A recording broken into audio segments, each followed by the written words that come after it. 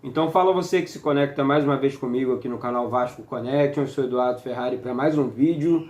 Peço para que você se inscreva no canal, deixe o seu joinha, acione o sininho de notificações, seja membro do canal aqui, ajudando o canal cada vez mais a continuar crescendo. Obrigado aos mais de 36 mil inscritos aqui no canal. Você é muito importante para o canal, muito obrigado por nos acompanhar nos jogos do Vasco, nas coletivas, nos vídeos diários. E daqui para frente uma nova história, o Vasco vai virar esse jogo, já está virando. Fernando Diniz está fazendo história e vamos falar sobre esses meninos aí da colina. O Vasco sempre foi muito forte, teve uma base muito forte. É a questão do aproveitamento, que é o que estava sendo o problema, né? Vamos lá, vamos falar. Ricardo Graça, Bruno Gomes, Andrei, Riquelme. Gente, esses jogadores, né? Tipo, vamos lá, começar pelo Graça, que foi campeão olímpico, um jogador que dispensou comentários na base. Acompanhei o Ricardo Graça na base assim que eu me formei, sempre foi um excelente zagueiro, chegou a jogar como lateral algumas vezes lá atrás. Não me lembro o nome do técnico aqui, fugiu da minha mente, mas sempre foi um excelente zagueiro, rápido, bom nos cabeceios e, enfim, voltou a jogar esse futebol que todo mundo sabe, da capacidade que o Ricardo Graça tem, da técnica que o Ricardo Graça tem. Depois da saída do Luan, ele ficou ali como a próxima promessa do Vasco, que é um excelente zagueiro. Eu não tenho dúvida que já começou a se destacar, vai se destacar ainda mais o Ricardo Graça. Ele não chegou à seleção à toa, não é um jogador mediano, é um jogador, um excelente jogador. E tem que se destacar no Vasco, não tem que dar oportunidade para outros clubes não. Tem que fazer o que está acontecendo agora. Lá atrás tinha Antônio Lopes, que sabia aproveitar muito bem a base do Vasco. A base do Vasco era muito bem aproveitada pelo técnico Antônio Lopes. Lembramos muito bem disso. E hoje nós temos o Fernando Diniz, que consegue achar uma posição para o Andrei, que joga mais à frente ali, colado na área. O Bruno Gomes, que consegue defender bem, mas já orientando demais o Bruno Gomes para não dar aquele frio na barriga do torcedor. Sabemos que o Bruno Gomes consegue e gosta de fazer aquelas jogadas, prende um pouco a bola, mas é um jogador com muita força, consegue chegar no ataque, fazer arremates, ele tem um bom passe também.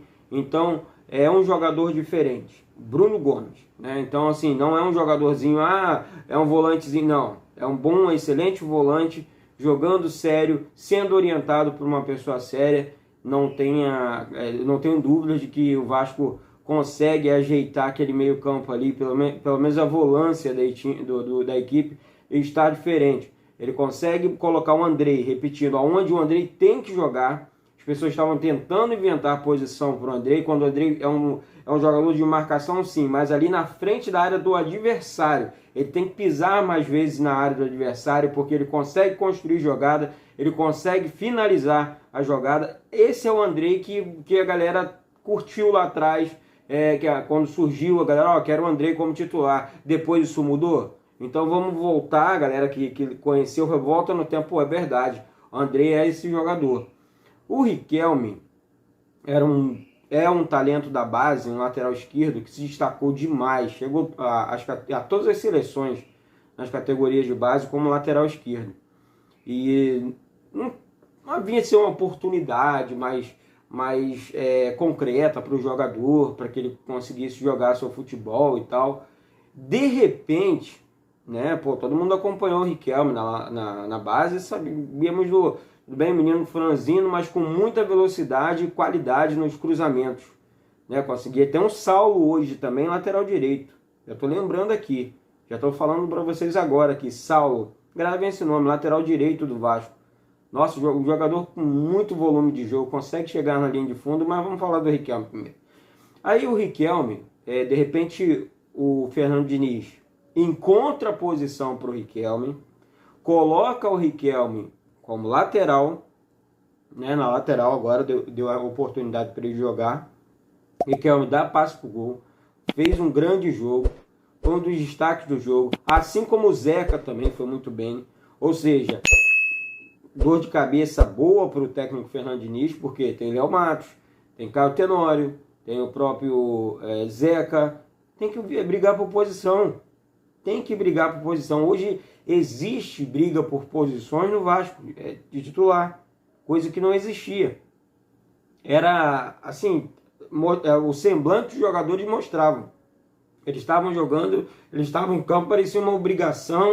Tô aqui, tô. Não é assim. A pré-eleição do técnico Fernando Diniz foi de arrepiar. É aquilo ali. Por isso que a gente tem que ver duas questões no treinador de futebol, né? Organização da equipe e a motivação dos jogadores. Como que esse treinador, como lá atrás, repito aqui, na minha opinião, na minha vida, o maior treinador do Vasco chama-se Antônio Lopes. Isso é um ponto, né? Então é um cara que eu tenho sim como exemplo de treinador. O maior treinador, né, pro Eduardo, que eu vi trabalhando na frente do Vasco, Antônio Lopes. O cara conseguia cobrava o tempo todo, inteiro na beira do campo. Ele aproveitava muito bem a base. E hoje nós estamos assim enxergando assim, muitas vezes até com um sentimento de nostalgia, o técnico Fernando Diniz, cara. É um treinador que eu confesso para vocês que eu queria muito tempo no Vasco. Há muito tempo. Era um desejo do Eduardo. Falei, pô, queria ver esse cara trabalhando um dia no Vasco. Esse futebol organizado, esse futebol ofensivo. O Vasco sempre foi... Nossa, os treinadores chegavam no Vasco, parecia que vou trabalhar a defesa. Vamos para a defesa. O Vasco não era esse time. O Vasco não tem a história do Vasco não diz isso. A história do Vasco conta que o Vasco sempre foi um time muito ofensivo. Um time onde revelou grandes jogadores, grandes atacantes. Os maiores artilheiros do Brasil, né? Então, assim, esse é o Vasco. Não adianta querer inventar com a história do Vasco, né? Então, hoje o técnico Fernando Diniz faz isso. O Vasco enfrenta a equipe do Londrina nesse domingo e depois finalizou a rodada, tudo bem, caiu para a 8ª colocação, mas a 6 pontos agora do G4. 6 pontos no G4, 2 jogos aí, aqueles 2 jogos que o Vasco foi prejudicado, mas daqui para frente, olha, nós vamos falar hoje na hora do almoço sobre a arbitragem. Eu vou falar demais sobre a arbitragem. Eu tenho que falar, tenho que chamar a atenção. Alguém tem que fazer alguma coisa, né? Porque não dá, o Vasco não pode ser prejudicado. Então vamos alertar a galera agora, porque é difícil. Mas enfim, gente, hoje live aqui no canal, hoje vídeo aqui no canal falando algumas questões no Vasco. Ontem eu levantei algumas questões relacionadas a contratações. Muita gente falando, aonde você viu isso? Olha só, nós somos jornalistas, cada um tem uma fonte, cada um tem um tipo de fonte. Hoje é o último dia, sim. Pode acontecer algum tipo de contratação para o Vasco. E se não acontecer, não foi falta de tentativa da diretoria, não. Porque sabemos muito bem que o técnico Fernando Diniz pediu, cheguei no Vasco, eu não quero ninguém não. Eu vou do jeito que tá, vou com essa draga aí mesmo. Criticaram a chegada do Nenê. E falaram, pô, tá maluco? Como é que eu vou criticar a chegada de um 10 no Vasco? Nenê jogando 30 minutos já me resolve muito. O cara é fominha, joga o jogo todo. Tá louco? Então, rapaziada, o Vasco é um time diferente. Eu espero que continue vencendo, saia logo dessa situação. Vai sair, né? Dessa situação de Série B. Aproveite bem esses meninos da Colina, porque esses meninos têm valor, sabem jogar bola. Ainda tem um Galarza ainda que ainda não entrou, não teve oportunidade com o técnico Fernando Diniz. Mas em breve, creio eu que vai ter oportunidade, assim como o John Sanches também. Ele está sendo observado pelo técnico Fernando Diniz. E o Fernando Diniz mostrou, porque foi contratado que tem que chegar e jogar. Não é assim, né? Ele, achou um Morato que ninguém conseguia ver jogar, colocou do lado do Cano, só ele e o Cano, tirou o Léo Jabá, colocou mais um meia de criação, Marquinhos Gabriel que ninguém conhecia, ele conseguiu achar posição para o jogador, ou seja, o cara está trabalhando, o cara sabe o que ele está fazendo, e isso ficou claro para a torcida do Vasco. Valeu, minha rapaziada. Daqui a pouco tem vídeo, daqui a pouco tem live. Então não deixe e não se esqueça. Se inscreva aí no canal.